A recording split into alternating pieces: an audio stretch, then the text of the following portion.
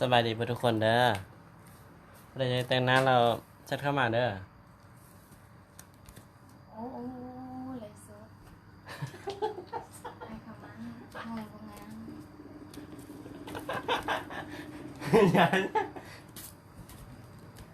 ยันยังนี่แต่ป้าแม่ เบิ้งให้หน่อย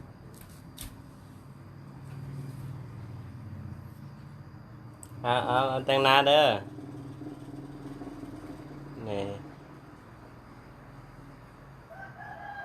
สนใจทักได้เด้อเนี่ยบริการเทิงบานเลยนะ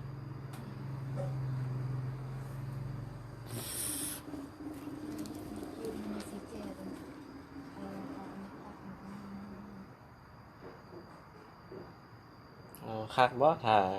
ถ้าซ้ำซ้อนนะคำจงนี้เด้อ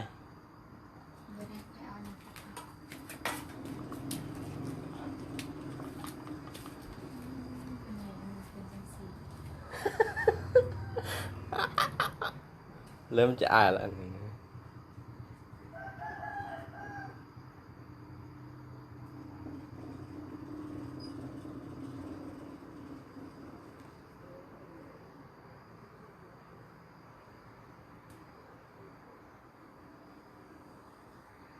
ได้ละ